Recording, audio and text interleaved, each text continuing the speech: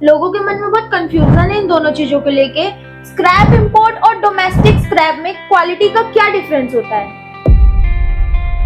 बाहर से जब स्क्रैप आता है तो प्रॉपरली उसको ऑर्गेनाइज किया जाता है कि सेग्रीगेट किया जाता है, अलग अलग किया जाता है।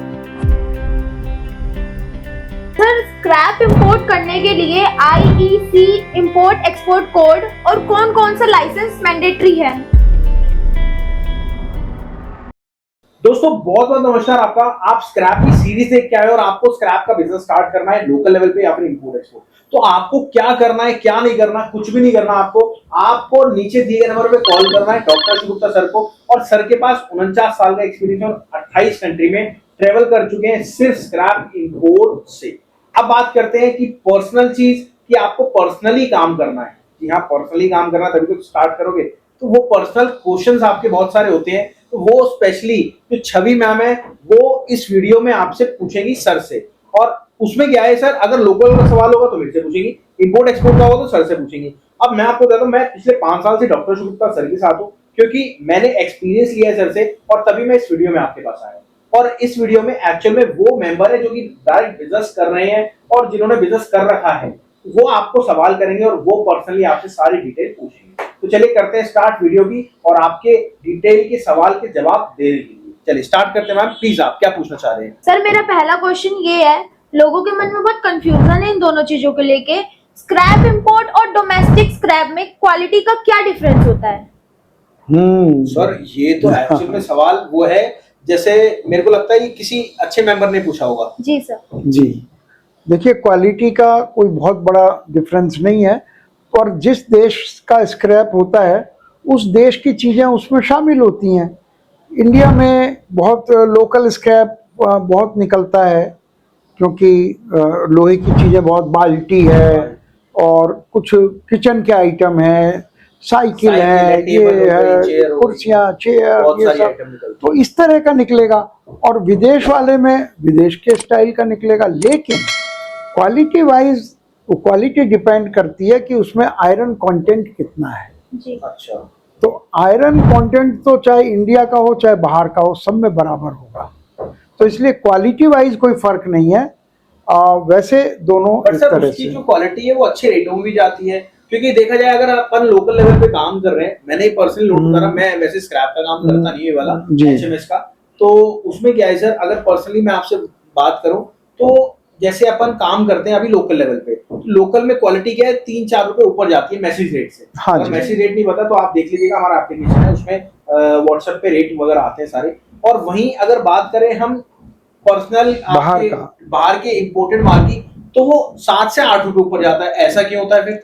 देखिए, बाहर से जब स्क्रैप आता है तो प्रॉपरली उसको ऑर्गेनाइज किया जाता है कि सेग्रीगेट किया जाता है, अलग अलग किया जाता है। तो जो बाहर से आएगा वो एक जगह एक जैसा होगा, होमोजीनियस होगा, इसलिए उसके रेट बेटर होते हैं। और यहाँ वाला मिक्स होता है, तो जो फैक्ट्री को उसको पहले अलग करना पड़ेगा, इसलिए उसका रेट थोड़ा सा कम होता है। अदरवाइज तो दोनों स्क्रैप है। दोनों स्क्रैप है जी। बट सर ऐसे हर मेटल में होता है ये? हर मेटल में ये होता है, क्योंकि इंडिया में लोग सेग्रीगेट ज़्यादा नहीं कर पाते हैं। वहाँ मशीनें लगी हुई हैं, वहाँ बहुत बड़े लेवल पे काम होता है। बट सर अगर एक आइटम जोरबा जैसे चलती है, वो इंडिया में तो होती नहीं है, वो सिर्फ बाहर से आती है। वो इंडिया में तो कंपैरिजन कर ही नहीं सकते। गुजरात में देखा जाए जोरबा के लिए बहुत तगड़े तगड़े प्लांट लगे हैं, बहुत कम बनता है। यहाँ चीज उसको चूरे करने की जरूरत नहीं है, पहले से ही वो स्क्रैप बना देते हैं। वहाँ टाइम नहीं है, इसलिए उसका जोरबा जूरी बनाया जाता है। बिल्कुल। नेक्स्ट सवाल जी सर, स्क्रैप इंपोर्ट करने के लिए आईईसी इंपोर्ट एक्सपोर्ट कोड और कौन कौन सा लाइसेंस मैंडेटरी है?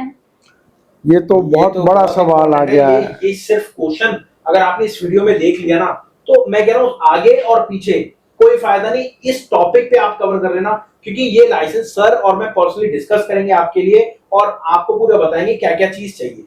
चलिए जी राहुल जी, पहले तो आईईसी का मतलब ये है import and export code number. बिल्कुल। तो जो भी इंपोर्ट या एक्सपोर्ट करना चाहते हैं किसी भी आइटम का, तो सरकार उन्हें कोड नंबर अलॉट करती है जी।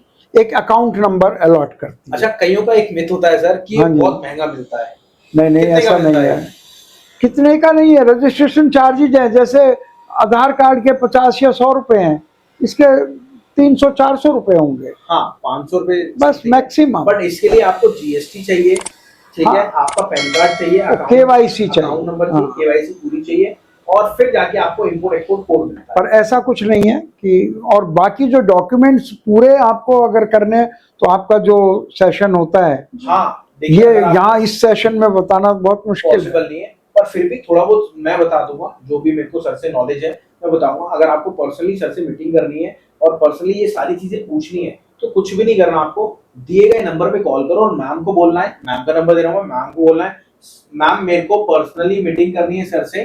तो मैम, आपको याद है कोविड टाइम में बच्चे पढ़ा करते थे पर्सनली लाइव जूम मीटिंग, हाँ जी। तो वो पर्सनली आप आ जाएंगे, उसमें डिटेल आएंगे और पर्सनली सर से आप सवाल जवाब करेंगे। बिल्कुल। और अब ये समझ लो, आपके आईसी कोड तो हो गया, बट और क्या क्या डॉक्यूमेंट्स आप नोट कर लो, लिख लो, मैं आपको बता रहा हूँ, क्योंकि यहाँ पे आपको चीजें समझ में आनी चाहिए, चीजें बताने आनी चाहिए, और चीजों को उस ग्राफ में आपको अपने अंदर बसाना है, क्योंकि आपको काम करना है, आगे से कल को किसी से पूछने की जरूरत ना पड़े। जी। सर, आपने मेरे को बताया था, एक तो आईसी कोड चाहिए होता है, जीएसटी नंबर चाहिए होता जी, है, जी। उसके बाद परफॉर्मा इनवॉइस, सेल्स इनवॉइस, बिल्कुल। पैकिंग लिस्ट, उसके बाद आपको चाहिए होता है सर सीवे बिल, हाँ जी। ठीक है, बिल ऑफ लीडिंग, और जो certificate of origin. Certificate of origin. फिर उसके बाद चाहिए होता है आपको पॉल्यूशन कंट्रोल बोर्ड, जो कि आपका मिथ है कि बहुत महंगा बनता है या फिर बन नहीं सकता। कोई पार्ट नहीं है, इजी पार्ट है, वो आपको हम पूरा कंसीडर कर देते हैं कैसे आपको बनाना होता है। उसके बाद आपको चाहिए फॉर्म 6 और फॉर्म 9 और फॉर्म 16, तो ये सारी डॉक्यूमेंट चाहिए। और पर्सनली मैं आपको कहता हूँ सर, डॉक्यूमेंट भी चलो मैंने बता दिया, आपको क्या लगता है आप कर लोगे? सर, मैं एक छोटा सा सवाल आपसे कर रहा हूँ, एक आइटम $300 की है दुबई में, इंडिया में आके क्या रेट पड़ेगी आपको पता है? आपको वो चीज पता ही नहीं होगी। तो उस चीज को करने के लिए आपको उस मेंबर की गाइडेंस चाहिए जिनको ऑलरेडी काम आता है। तो आपको क्या करना है? कुछ भी नहीं करना सर, एक शिपमेंट कराने में आपकी पूरी हेल्प करते हैं। मतलब आपको दुबई से एक शिपमेंट लानी है, कहां से सप्लायर मिलेगा, कहां से बायर मिलेगा, कहां से क्या करना है, मतलब यहां तक कि अगर आप दुबई में जाते हैं, आपको कोई समझ में नहीं आता, तो पर्सनली सर आपको गाइड भी करते हैं। Right sir? बिल्कुल बिल्कुल। तो लोगों का मिथ है सर, लोग कहते हैं कि एक ही कॉल पे मेरे को सब कुछ समझा दो। ये क्या पॉसिबल है? ये इतना बड़ा इंपोर्ट एक्सपोर्ट का बिजनेस एक कॉल में या एक वीडियो में तो नहीं समझाया जा सकता, लेकिन कुछ बातें उसके बारे में बताई जा सकती हैं जो यूट्यूबर्स नहीं बता पाते हैं।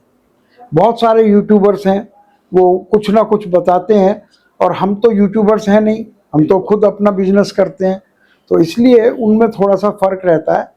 तो हम डायरेक्ट बिजनेस की बात करते हैं, हम सिखाने की, सर्टिफिकेट देने की, ये कोई हमारी बात नहीं। चलिए सर, बहुत लंबी कंसेशन करी हाँ आपसे, जी। थैंक यू सर, और थैंक यू मैम, आपने इतना गाइड थैंक यू करा। चेस्टर। थैंक यू मेरी सबसे पहले ऑडियंस को कि आपने इतने अच्छे सवाल करे, और ये वीडियो एक्चुअल में हमारी वायरल जा रही है सिर्फ आप लोगों के चक्कर। चलिए मिलते हैं आपसे अगली बार, नमस्कार, धन्यवाद, जय हिंद, जय भारत। जय मां।